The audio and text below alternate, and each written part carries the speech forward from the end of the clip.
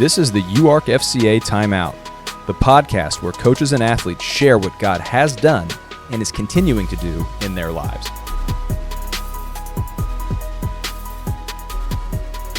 Welcome back to the podcast today. Abel Sanchez in the studio. Excited to talk to you today because we had your daughter in here not too long ago. So I don't think these episodes are going to build upon one another, but I would definitely encourage anybody to go back and check hers out as well. Abel, tell us about yourself. Tell us who you are, what do you do, and when did you start following Jesus for the first time? So I am Abel Sanchez. I am the head diving coach here at Arkansas. And what was the question? Well, who you are. I guess that's what you do. Yep. And when did you start following Jesus for the first time? Well, so I grew up in a Christian home. My father was a pastor. And so I grew up in Michigan and in Holland, Michigan. So any of you know where that is. It's a small little town out here.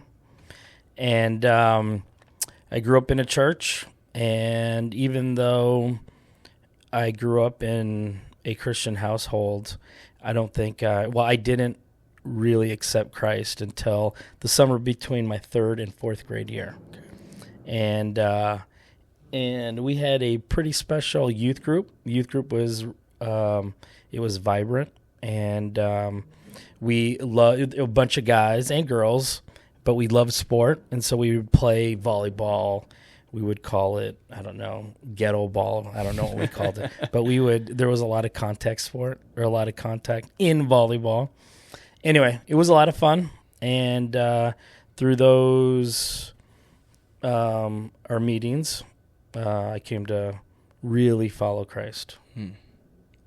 That was between third and fourth grade. Correct. Okay. And so you said Holland, Michigan. I know you... If you're watching on YouTube, I know that you could see the hand go up, and you said that. I guess that's somewhere west Michigan. On the west side, yep. Okay, small little town over there. So then you have that experience through this community, through this youth group community. What changed after that? What did the rest of junior high school, and the rest of it look like? And I know that you competed. You were a diver at University of Michigan. Correct. So kind of what did this change to surrendering and following Jesus? How did that impact the rest of the way? That's a long story. Well, maybe we got time for a little bit of it. Yeah. We'll get into bits and pieces.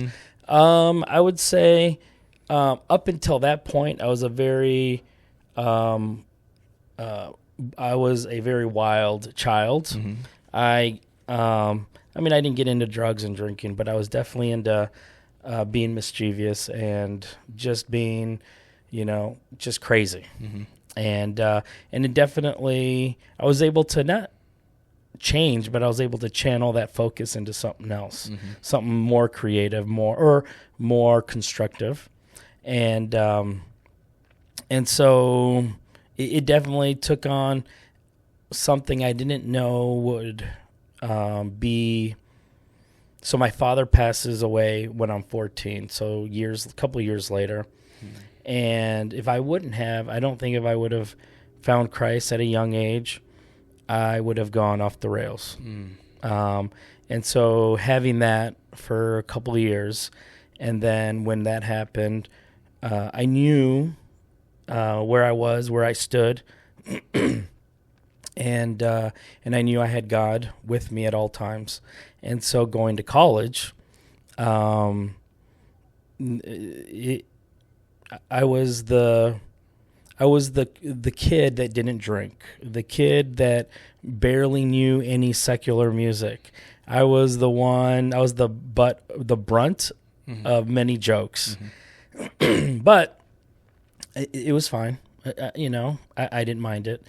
And so it got to a point to where every weekend my roommates, they would try to throw a party, or they would have a party, and it was like, come on, you got to drink. And it got to a point where I'm like, no, no. And so to this day, I don't drink, and, but I haven't, I don't think I've lost anything. But But I do have friends or people today, they'll be like, hey, let's go out. Do you want to go to and get a beer? And I'm like, you know what? I don't really drink, but yeah, let's go. And they're like, well, you know, maybe we'll catch up on something else. Yeah. Which is fine. And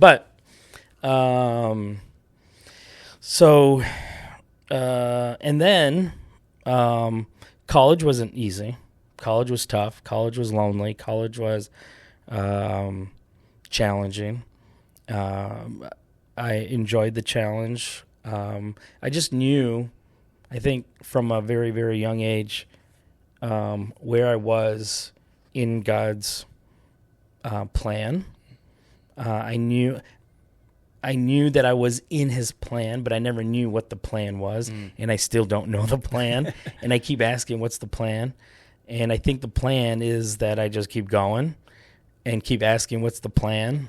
Because, I don't know, maybe that's God's way of just keeping us going. I don't really know. But I know that there have been many, many instances in my life where I ask God, why me? Like, why did you preserve me? Why have you been so good to me? And I am so unworthy, but extremely grateful. And so, so that one day, I think was a plan, definitely a plan, and a day that God knew, and it was definitely a special day.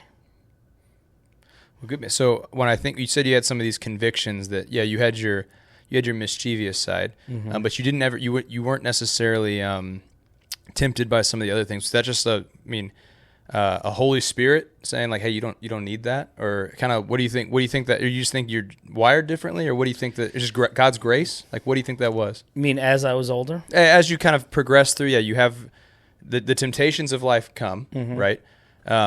And you've kind of been, you said God's preserved you and he's protected you from those things. What do you think is attributed to this? Is it just Spirit moving, or what do you think?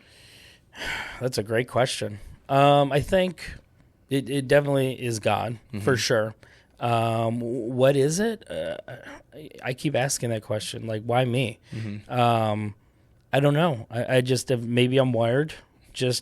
I've seen in my own experiences as a child and growing up, you know, people on the streets. I've seen, my dad once took us, so my dad was very interesting, but he once took us and we would drive by Skid Row, not in Skid Row, but we were in Chicago, and there were a bunch of homeless people and they were passed out, whatever. And he's like, you drink, you do alcohol, you do drugs, this is where you're going to end up. I'm like, what? And so I don't know if that was it, but it definitely made an impression. Yeah. Do you remember how old you were when that day? Oh, man. Well, before 14. Yeah. So, no, I don't. It's amazing how sometimes, like, almost those passing moments like that can have such a deep impact on how we end up being shaped. Yeah. You know? And you know, I don't know if there was maybe that with your dad, you know, I don't know if that was the most tactful or gentle way to do that, but it left the impression that it protected you from maybe succumbing to some of those temptations in your life. So I guess mission accomplished. Yeah. On one hand. So you go through college, you say it's a little bit lonely, you say it's difficult.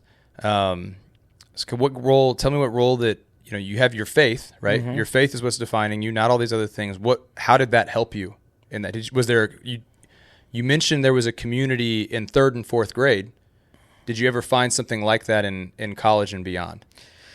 Great question. My freshman year, I was just floating around, and then I went to this one church. After going to church for so long, you just kind of revert to what you know. So I go to church, and the pastor was this amazing old Jewish man who he was a Christian Jewish. He called himself a complete Jew. It was awesome.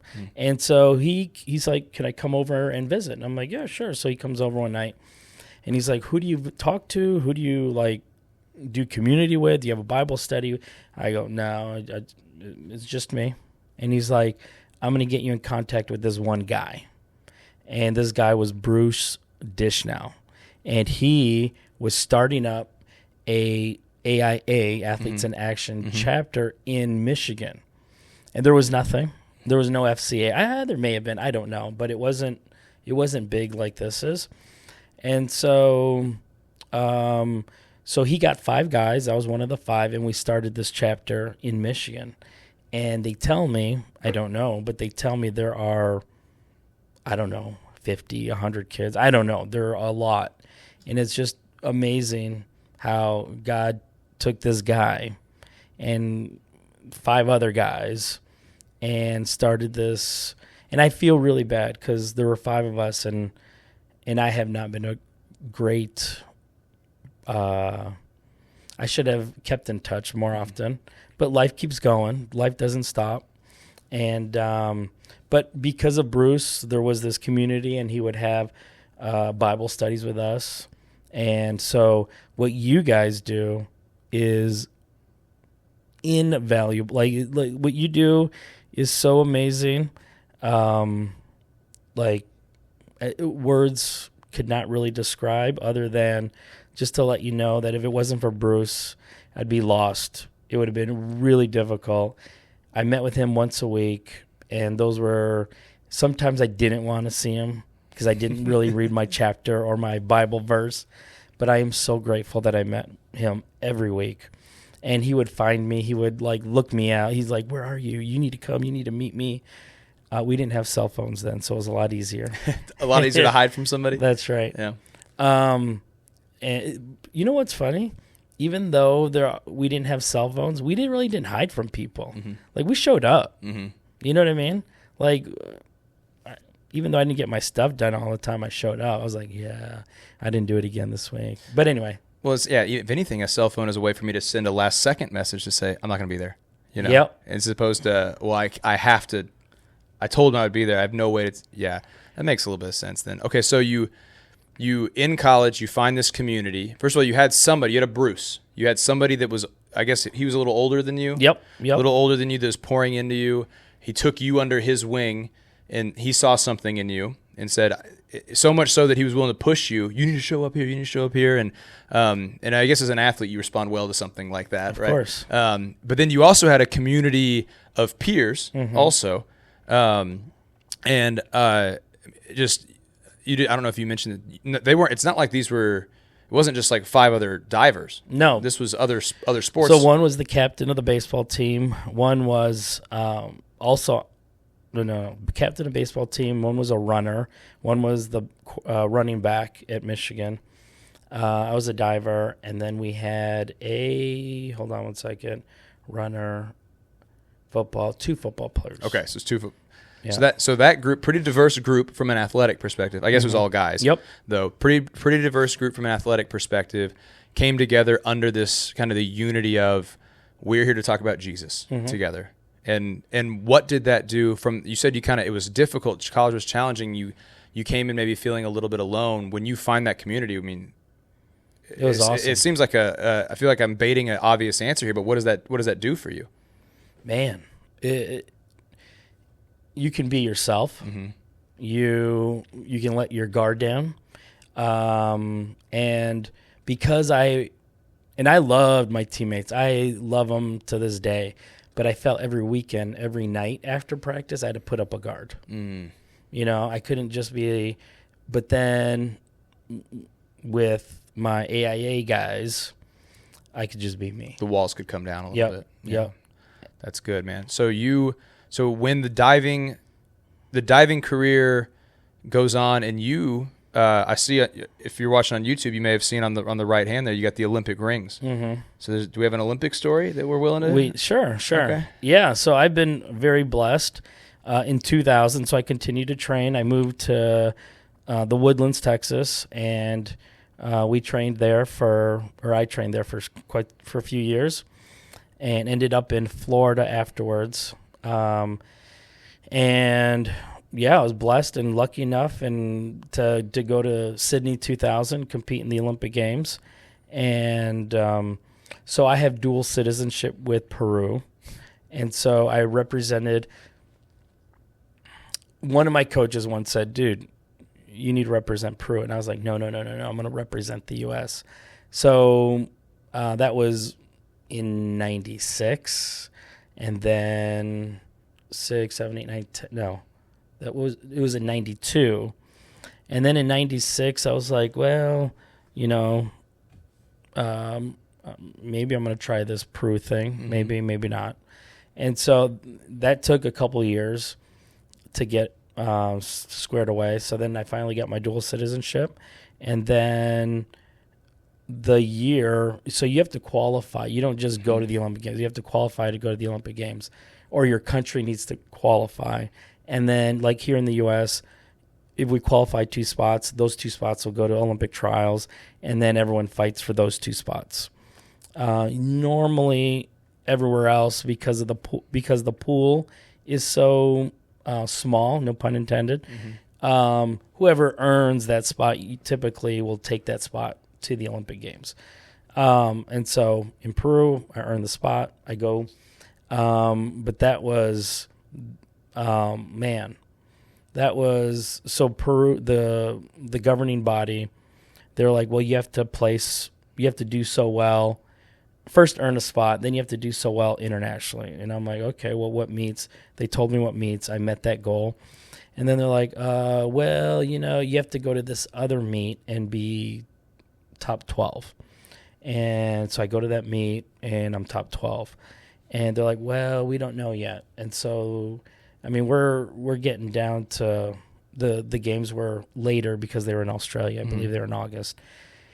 And so it was June. And there was a meet in Fort Lauderdale, and they're like, yeah, you need to be top 8 or something. And I'm like, they were trying to squeeze me. And so I'm like, okay. So I go, and I just had the meet of my life. It was awesome. It was great. I was 4th going into finals. I dropped down maybe to 7th, 8th, so I made it. And then, so then finally, after whatever they had to decide, they would allow me to go. Oh, they allowed you to go. They allowed me to go. Yeah. And so, this whole time I'm paying my way to international meets. I have 3 jobs just to make ends meet. And all those in Olympic sports, they understand. We're working just to make ends meet. So, but it was worth it. I loved it. And I don't think I'd change anything. It's amazing. In Sydney? Was it nice Sydney, in August? Oh, it was beautiful. That's absolutely awesome. Beautiful. That's awesome. So then at some point you transitioned from diving to diving coach. When did that happen? So then I come back. I did not want to go into coaching. So I worked for the county of LA. That was, I was in an 8x8 cubicle, and I had to wear a tie and pants and a shirt, and I was used to shorts and flip-flops, and that was about it. And so that took a lot of getting used to. But then I knew there was more. There was more out there. I was in an 8x8. I stared at a wall. I'm like, what am I doing? And I had a friend, and he's like, well, you can come and work for the soccer company with me. And so I go and I work for this soccer company. That was a lot of fun. And then I started moonlighting part-time coaching. And then one coach quit, left. So they're like, hey, we have an open spot. You want to coach? I'm like, all right, sure. So I stopped the soccer. I go coach. And then I meet my wife. And then we're like, okay, let's see what I do. After that, I applied to get my master's in architecture. I got into school. We were ready to be done, and then my wife is pregnant. And I'm like, whoa. All right. So literally the day I sat down to look for a job online, New Mexico calls me. And so New Mexico's like, the day, it's a Saturday. And so they're like, would you like to come on out and work? And I'm like, what do you, New Mexico? where the heck is New Mexico? So anyway, we end up going to New Mexico.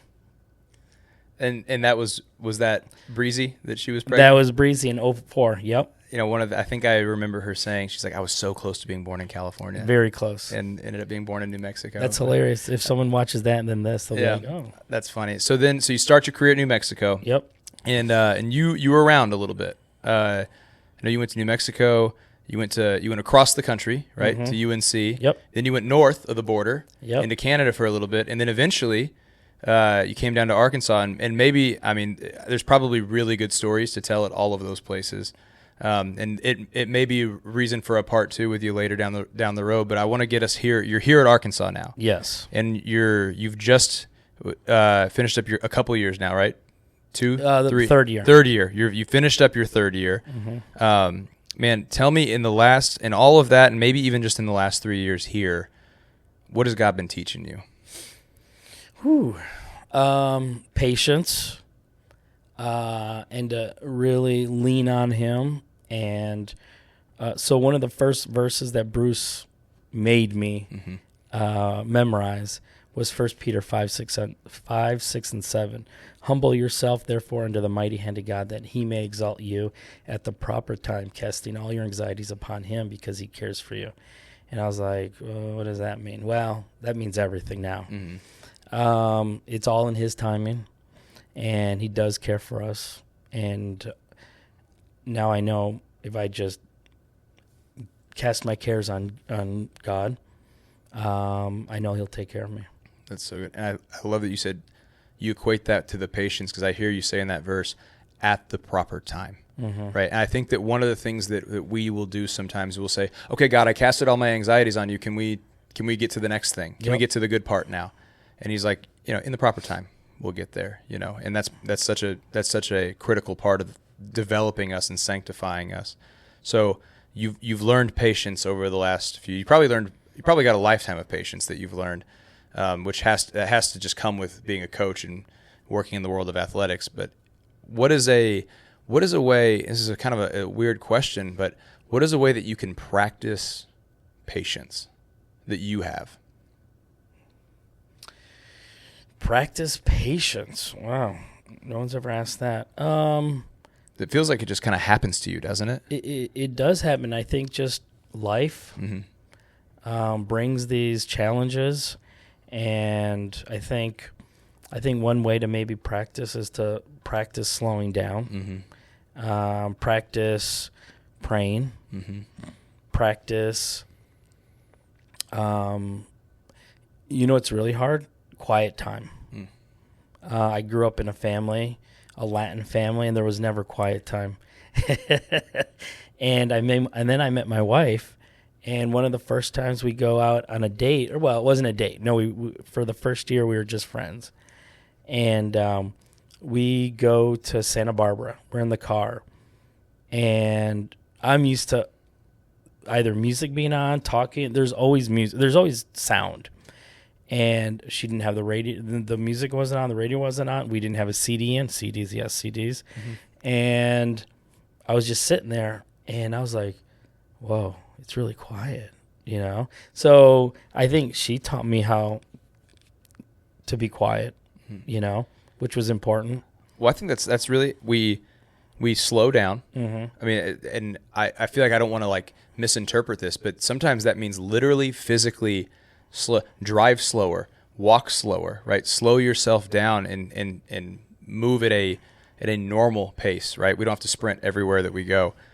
2, we pray, which is requires maybe some level of quiet, or at least communication with God. It requires us to shut off the things around us so that we can focus on the one we're talking to. But even just sitting in the quiet, right? That's to me, that's 3 really easy things that I'm glad to hear you're doing, that I think anybody listening to this could practice those things as well. Abel, thank you so much, man, for jumping in here with me today. I always love when we get a coach in the studio. I think we need more coaches in here, and more coaches that are willing to testify to what God has done in their life, especially in the world of college athletics. So thank you so much for being in here today. Thank you for having me. Thanks for listening to this episode of UARKFCA Timeout. If you enjoyed the story, learned something new, or both, consider subscribing and sharing this episode with a friend. You can follow us online at UARKFCA, and always remember to take the time out to recognize that you have a powerful story too.